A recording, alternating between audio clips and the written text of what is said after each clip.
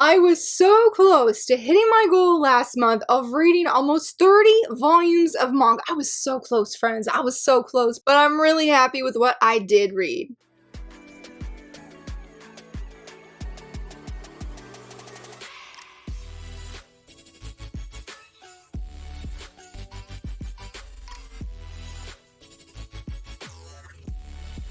Hello friends, happy Friday. So very excited that you're here. I'm going to be sharing about everything that I read in the month of February. That is roughly 24 volumes. 2 of them I didn't really count because I don't really feel I read them per se, but we'll talk more about that. But let's go ahead and dive right in. I read 3 different digital series, not digital only, just 3 different digital titles, I should say. One of them, or 2 of them, excuse me, was The Margrave's Daughter and the Enemy Prince, volumes 5 and 6. I read this with my friend Gira. Crazy enough, or maybe not crazy enough, if you read it, then you know. This was my favorite read of February. Now, I cannot say if volume 5 is my favorite or volume 6. I feel like they're my favorite for different reasons. And the reason I ultimately decided to say that this was my favorite read, because y'all, it has gotten so intense. It's a very political series, and I'm very blown away that I almost feel volume 6 was my favorite just because there were so many different twists and turns, and I really didn't know what these characters were going to do. I didn't know if our female lead and our male lead here, this couple, if they could truly overcome. In volume 5, we had all this great romance. We were being fed so well. It was perfect. I'm like, oh my goodness, I love this. I'm thriving. It was sort of like the calm before the storm though, because you can really see with our baddie, he is getting more and more influence. Leading up to volume 6, they're like, okay, we are going to go, well, I cannot remember their names for nothing right now, but the prince is like, I'm going to go to my father. I'm going to tell him about what this guy's doing and we're going to make it work. They even met with some nobles and they're like, okay, things are good. And then the ball thing happens where it's supposed to be announcing the prince's engagement to the enemy's daughter, okay? That's not what our couple was wanting though, our female lead and our male lead. That's not what the plan was. The plan was to reveal and like expose the baddie, but he was one step ahead. And I just felt that I was on the edge of my seat consistently in both of these volumes, that I really had no idea if anything would work out. It wasn't till the end of volume 6 that I'm like, okay, things will. I feel hope is on the horizon because that twist, I mean, I think volume 6 was my favorite just because there is a moment with our prince here. He is completely broken. And I did not know how to comprehend what was happening to him. Like this mental, what seemed a devastating struggle, because obviously when he goes to out the baddie, the king is not on his side, and there were repercussions that followed. And so when he's talking to a certain character, not our female lead, and even our female lead, I don't know how she was able to act and perform so happy and upbeat, even though we know, we may not have seen it, but I have no doubts she's very concerned for the male lead. I mean, she loves him, and they have already established they're gonna do what they need to do so that they can be together, but everything is just getting in the way from that happening. But again, volume 6 left on what I felt was a hopeful note, but I think it was, again, going back to what I was saying, is seeing this devastation on his face. I was never expecting that because he has not been my favorite male lead. I have warmed up to him as the series has gone on. I love the female lead, Anna. Is her name Anna? I'm pretty sure it's Anna. I have loved her. She's amazing. Like, I feel like she is a major reason why I keep reading the series. I mean, I like everything else that's happening, but I specifically really love her and how strong she is. And so seeing her so upbeat and then seeing the prince just have this defeated look on his face. I don't even know what the right word is, but it was hard. It was so hard. And then we get to a twist and I'm like, he's back. He's back, and you could just see that hope is on the horizon. It was very compelling storytelling, was very much invested, and that's part of why I'm also surprised saying it's a favorite read for me, because with volume 6, I was invested in those politics. I am not a fan of politics in the fiction that I read. I have a really hard time keeping up with who's who, especially if we have a large cast of characters. I mean, I feel like we have a good amount, but it's not overwhelming, mainly because when the baddie's drawn or anybody else is bad, there's a lot of dark overtones, dark tones in general that are used. So I'm like, okay, this is a bad guy. I got it. I know it. Good. I'm good. So I don't even have to remember their names. I can just remember their face and everything be okay. which is a funny thing to say, but I was invested in knowing how things were going to go down. So I cannot wait for the next volume. The last I checked in my library, I was second in line for volume 7. I'm very excited to buddy read with my friend Gira. It's been so much fun being able to chat with somebody, even though I'm incredibly slow. I'm like over here like spamming her every 1 to 2 pages, like, oh, look at this, look at this. So again, very surprised, my favorite read, but I feel very confident in that. And again, I just can't wait for volume 7. It was very awesome, and I never expected to get so invested based off, like, I remember really loving volume 1, and volume 2 I liked, but I decided to go digital. While I don't know if I would go back to physical, just starting to get some concern about space, I am for sure keeping up with this series, and again, just can't wait to see what's going to happen and what's going to unfold. And the last digital volume that I read was volume 1 of Stella Must Die. If you saw my interview that I did with May, the translator of Magical Girl Dandelion, thank you guys so much for all the love. I know I was super late in responding due to just a whole bunch of stuff that was happening with sickness and whatnot, but thank you so much. I love May. I love chatting with her, and it was just such a joy to be able to chat about Magical Girl Dandelion specifically. But she did mention one of the titles that she has been working on and translating is Stella Must Die. I saw it was on NetGalley, and I asked for a review copy, and it got approved. I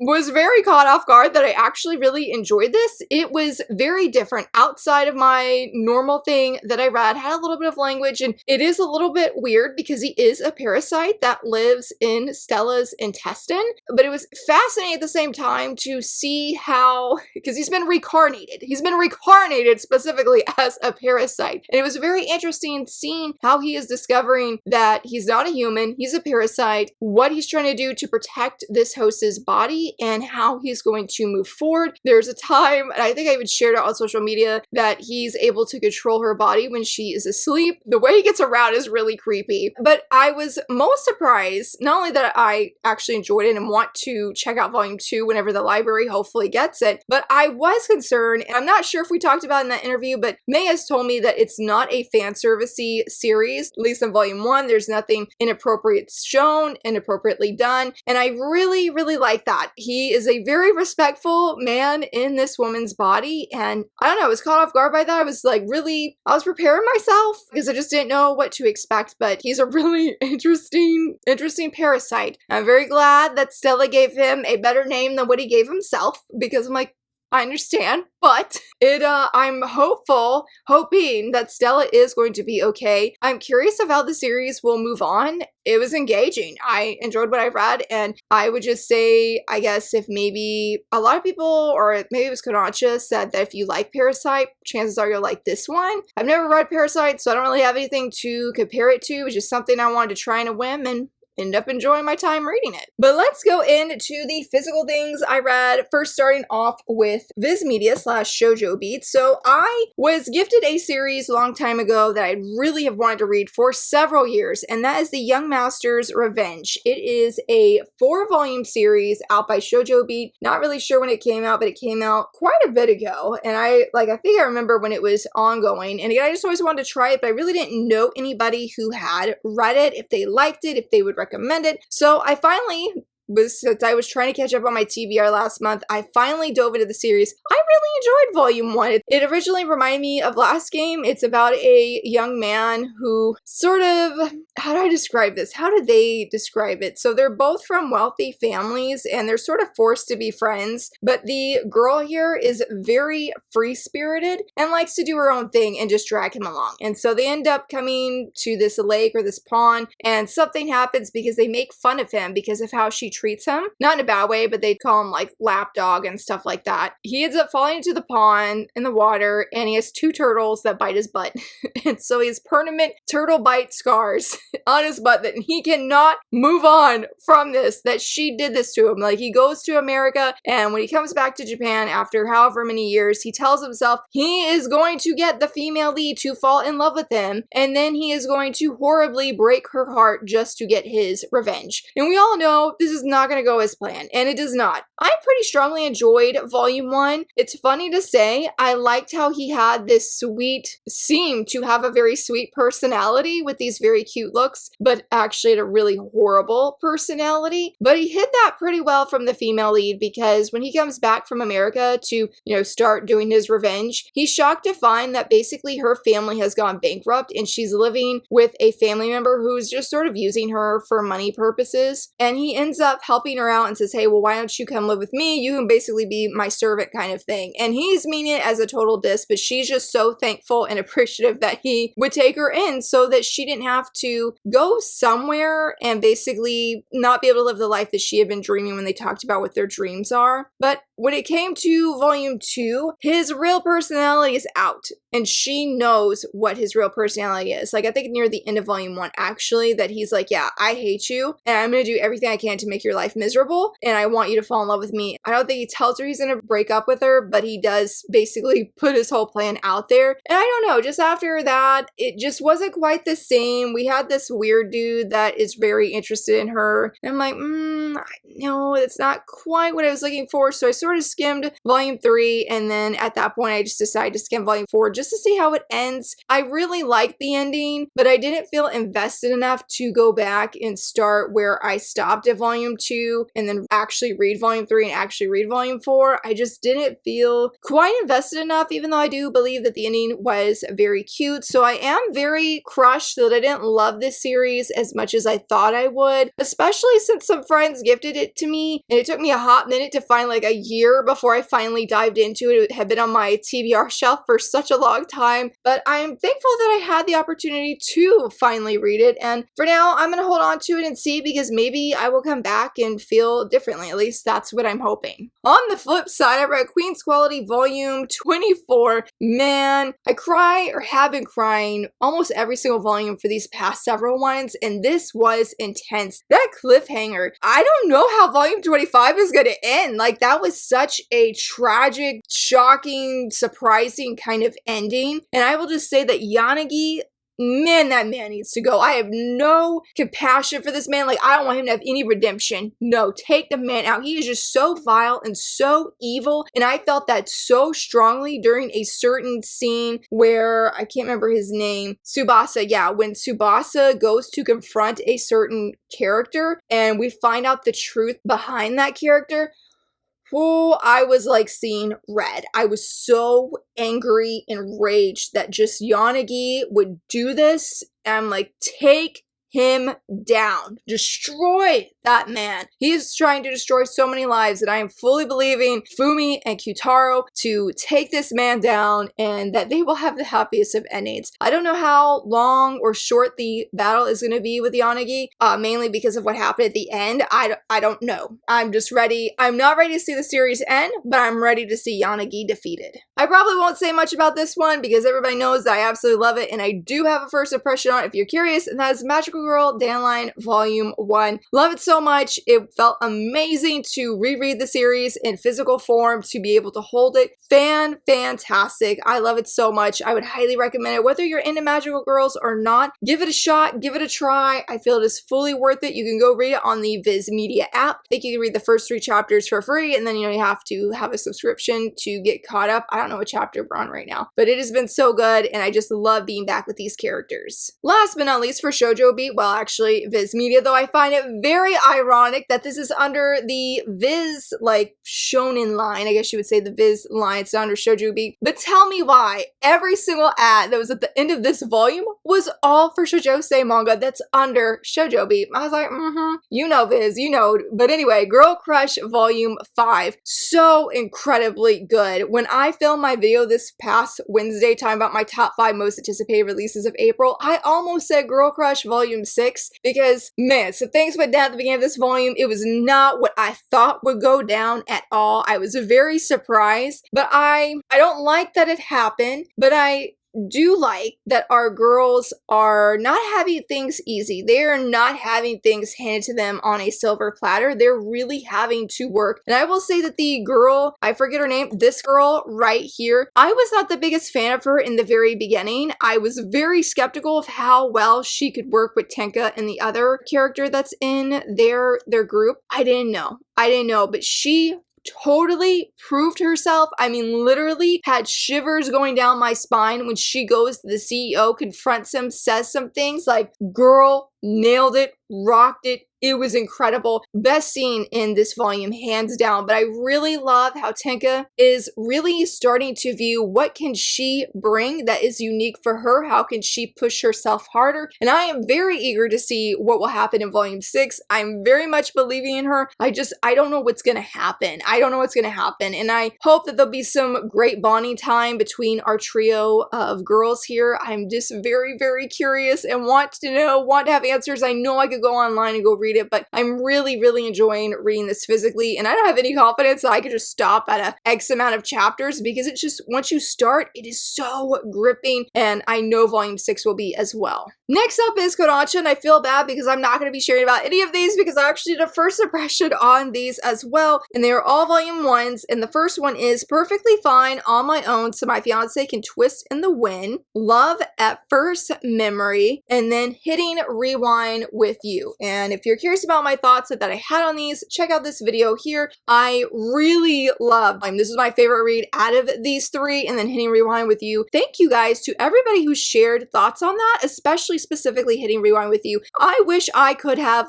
heard those thoughts before I read, because I just felt like there were some people who offered some very great insight to Wakaba's character and how I shared the struggle I had of why this wasn't my favorite read of the bunch. Don't worry, I have volume 2 pre-ordered. It's going to be coming, I think what it releases April 14th or the 7th or something like that. So it is coming, I promise.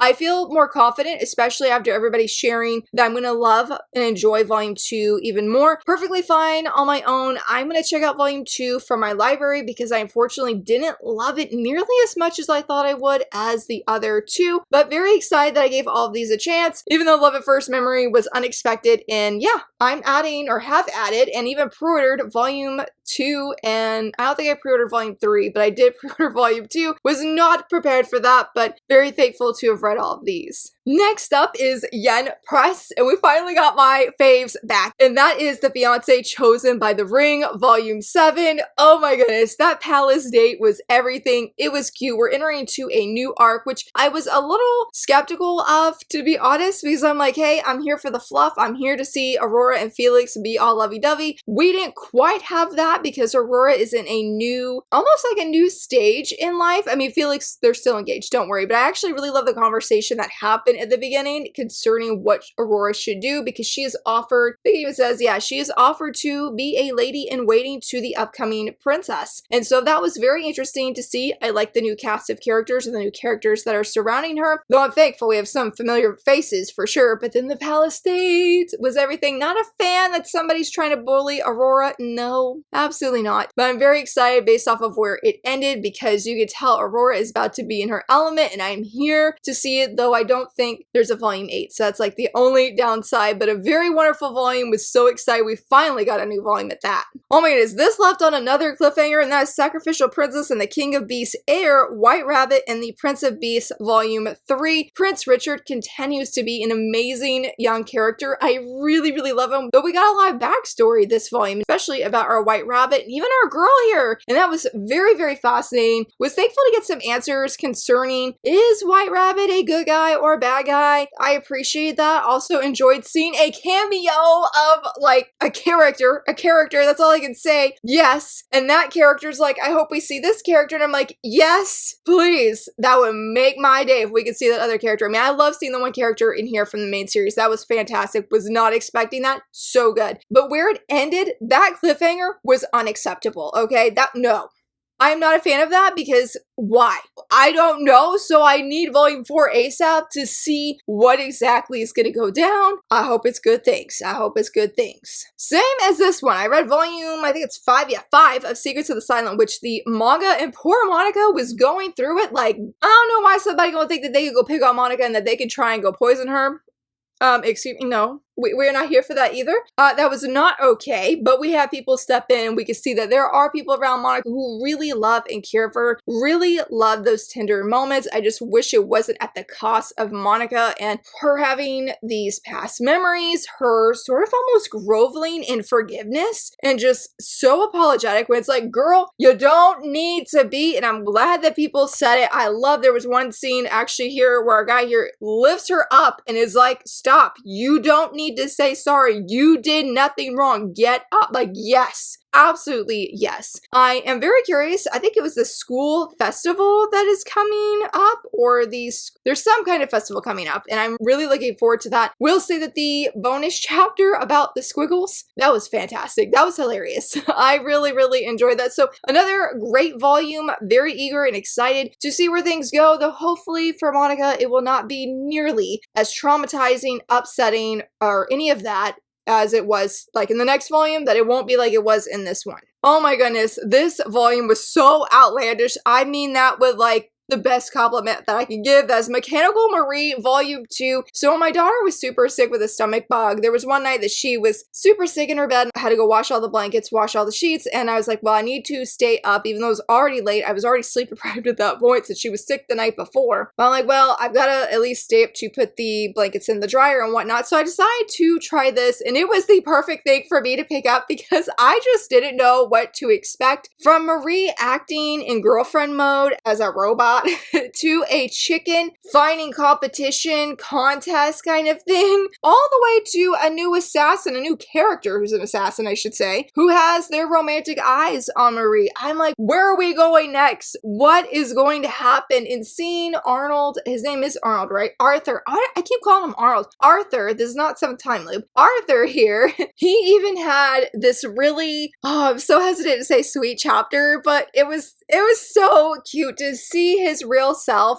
It was everything. I really, really enjoyed it. I'm excited for volume 3. I'm curious if it's going to be as outlandish as this one is, though I'm also really nervous. I don't agree with anything that the assassin told her at the end. No, Arthur was right, covering her ears, like don't listen to the man. Like, yes, facts, don't listen to that man. He don't know what he's talking about. But I am legitly worried. What is Arthur gonna do when he finds out the truth that Maria is not a robot? I'm very nervous. Like, he has been so vulnerable with her that I don't know what to think. I'm pretty nervous. I'm pretty nervous when it comes to that. So I hope that everything that he takes the news well. I genuinely don't know when and how he's gonna find out. So I'm nervous on that, but excited for everything else because the moments were just so cute when we had them, and I really love seeing Arthur's cute little vulnerable self, and Marie really, she's starting to realize that she genuinely loves him, and I'm like, yes, let's continue this, but I need him to know that you're a human, but I need everything else to stay the same. This was my last read of last month, and it was so good. That is I Want to Be a Receptionist in This Magical World, Volume 8. I thought of the people online, people in the shoujo community are like, I want a manga that's not focusing on the romance, that has lots of action, really good world building. Like, please check this series out. The action is top tier. It was like watching a movie in book form. It was like the sounds of this manga, the panic and the chaos that's happening from all these people who are trying to be safe and not be overrun by the big baddie who has finally revealed himself in his real form, which was really cool, but his tongue was really gross. I can hear all of that, and then I can hear the blast of the magic from the different mages. So incredibly good. This was the best volume yet. Not only that, now I mentioned that this is not a heavy romance series by any means, but y'all, Nunley has had a realization. That's all I can say. That is all I can say without going into spoilers, but just know it was really good and really heartbreaking at the same time. I'm like, I did not want her to finally realize things at the cost of what is happening. But sometimes you just need that sign. Sometimes you need that sign. Yeah, that's all I can say about that. Just know it was really good. And also, like, the big reveal about her personally near the end,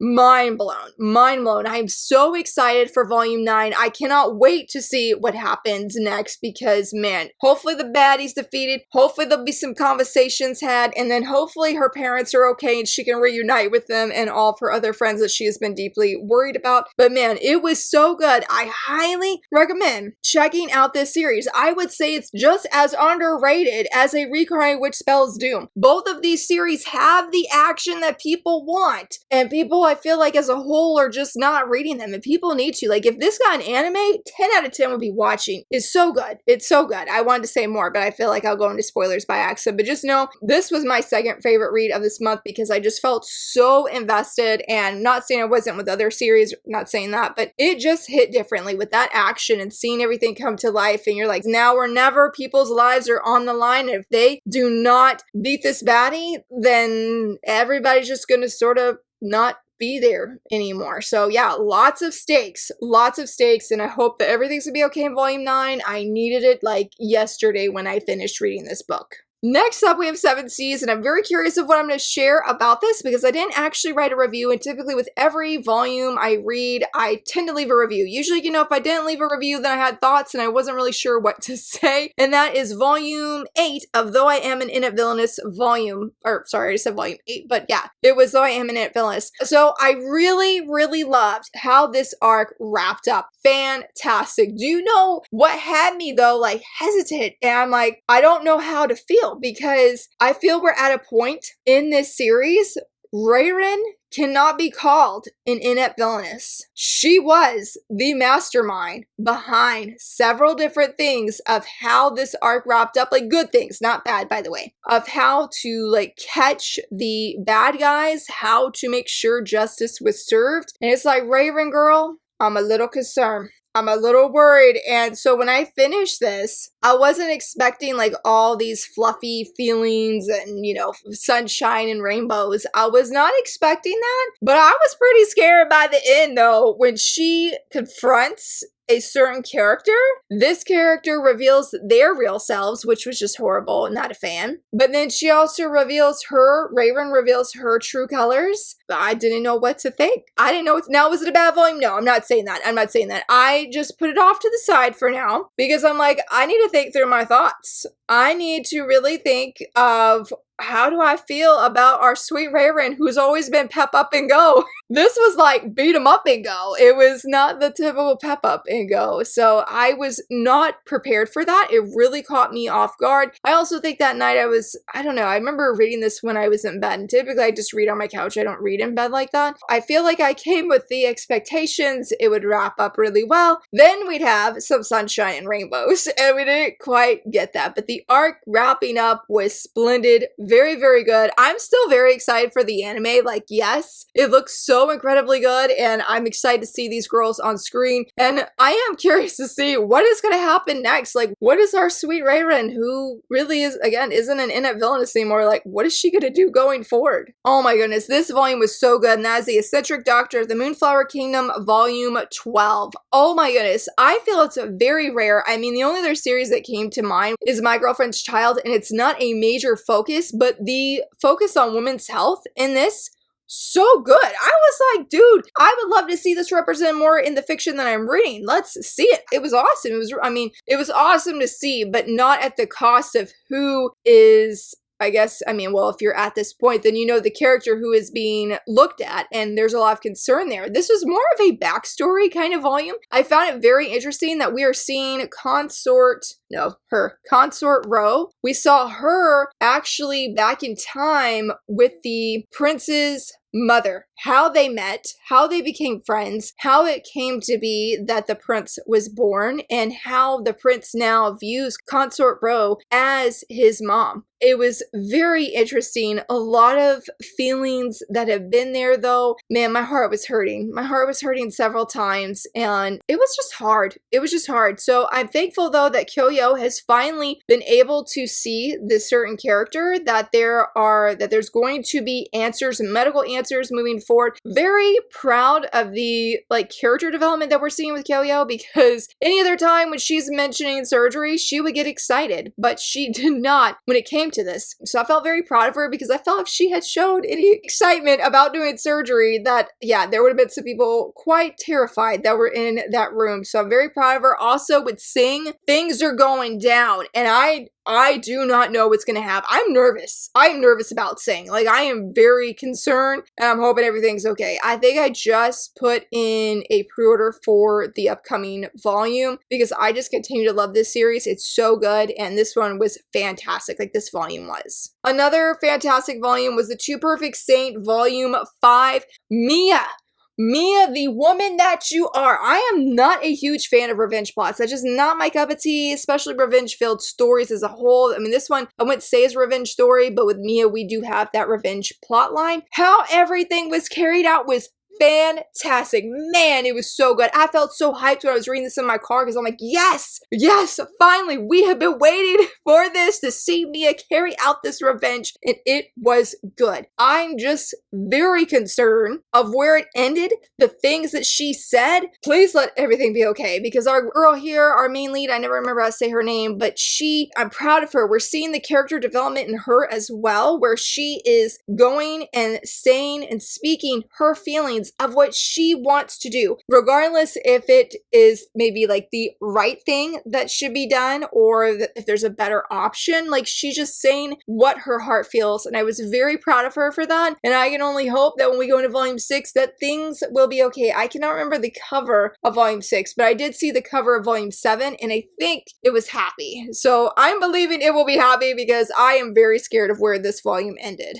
And then last but not least for 7 Seas, volume 5 of It Takes More Than a Pretty Face to Fall in Love was everything. Squeal worthy. Oh, it was good. It was everything. I loved every single moment. Perfection. I really have enjoyed, especially in this volume specifically, seeing our leads communicate. They know where their struggles are, and they have admitted to the other person, yes, I struggle with this. I am sorry. Y'all, the communication, it's good. We love to see that communication. We love to see it, and it is very much actively happening. Though I feel like we are starting to see more behind both of their pretty faces of their heart. We sort of get like try to think if I could say this like spoiler free, a moment with Senpai here where we discover that he has sort of this ability that's pretty cool, but he's never said anything about it. And it's like, well, why didn't you? And I'm like, who in your past said what they did to you? I'm very, very curious about that. I do feel like it could causing them to maybe stumble as they're moving forward as a new couple. No worries. I don't feel like they're going to break up or anything like that, but it's going to take them continuing to be more active in communication and saying their feelings, even if they're not really happy about how they're feeling because they feel it's bad or they feel it's wrong. But that is going to be so instrumental for them as they hopefully what looks like digging into their past and how it's affecting them in the now. It was so fantastic. I couldn't get enough of it, and I cannot wait for the next volume. Oh my goodness, bring on the fluff. I am here, friends. Next up is my only Inklore volume that I have. They sent me a review copy and I was so very excited, and that is the Makeup Remover Volume 1. I did do a first impression, so if you're curious of my thoughts on this, please check out that video. I loved it so incredibly much. I cannot wait for Volume 2. I officially pre-ordered it the other day. The ending made me emotional. It was such a powerful message that was shared, and I feel like the main character is fantastic. I mean, both characters are great, but our female lead is very, very relatable, and I was just so surprised of how much I enjoyed this. This was one of my top 10 most anticipated releases of this year, and I definitely felt it hit and exceeded those expectations. I'm not really sure how I could share about this. This is Udon, and that is Veil Volumes 3 and Volume 4. And what is there to say that wouldn't be spoilers? Just know that I continue to love this series. I continue to stand by the fact this is one of the best josei mangas that we have ever gotten in English. I adore it so very much. Very excited that Volume 5 and 6 are up for pre-order. I already have them both locked in at Barnes & Nobles. Thank you, Barnes & Nobles, for that pre-order sale there. I would say from Volume 3, my favorite chapter was the rock, paper, scissors, and then from Volume 4, it was when she gives him a key. I loved everything in both volumes. It was so fun. It was so relaxing. It continues to be super enjoyable, and I just hope that everything goes smoothly with Volumes 5 and 6 because I need it ASAP. And then last but not least, I read Volume 6 of Always a Catch, which at the time of filming this, the anime has not started streaming on Crunchyroll, and I'm like, where is the anime? I really want to see it. I've been waiting all week, but for Volume 6, it was a great volume. We have some new characters on this scene, and it's very interesting because they are very different from our lead couple here. Like, very different. It's funny to see. I shouldn't say that. I feel bad saying that, but it's funny to see Mimi sort of have somebody get under her skin. Maybe not in like a huge way, but also somebody who's trying to get under her skin and them failing very horribly. But we also see a moment, and I have appreciated this because we have seen it sprinkle throughout the manga, but we had a moment of scene where she is questioning, where maybe not questioning, but she has like a very brief moment of insecurity. And I was just like, Mimi, you continue to show that yes, you are strong and fierce and very determined in helping all of these people, but that you still are human and have moments of relatability that I really feel like helps the reader to bond or deepen that bond with her as a female lead lead. Also, same as like the conversation about food that she's having with her cousin. Mimi's like really worried that she's gained weight, and I just loved everything that came with it. They're like, you are healthy and happy, like you look great. Don't worry about needing to lose weight. You are perfectly healthy as you are. I'm like, oh, we love to see it. It's a manga now. We love to see that kind of conversation. That was just really, really good. The new characters that are on scene, I hope we see more of them because I just like them. I like how contrasting they are again with our couple here and how they're just so drained after interacting with one of them specifically. I am curious about one of the characters who we really don't know much about. He is very mysterious and I cannot figure out if he's a good guy or if he is a bad guy. I want to know answers, but if he's a bad guy, I don't want to know answers. Let me be naive a little bit longer if he's a bad guy. I don't think he is. I feel like he is just having to do things because of his position. So he has to listen to like the higher ups, for lack of a better word. So I'm very curious though where it's going to go because Mimi, she's so sweet and she is declaring she is going to protect this person. And I'm like, Mimi, it's just so you. And I agree with her cousin that anybody who just gets to know her and have a conversation with Mimi, they will see her heart and they will instantly love her because yes, I continue to love her so incredibly much. It continues to be a great series. And of course, we had some cute lovey-dovey moments at the end, which I really appreciate. Like, please continue to sprinkle those throughout the series because I love it so much. As you can see, I love so many things that I read last month and very much hoping to have another exciting month of reading because Shay at Shay Geeks Out, she is hosting her 30 and 30 manga challenge. So I'm going to attempt to read 30 volumes of manga in a month. Let's see how it goes. But let me know if you've read any of these. What did you read? I would love to hear your favorites. And if you enjoyed this video, please give it a thumbs up and subscribe. Thank you so much for watching. Bye!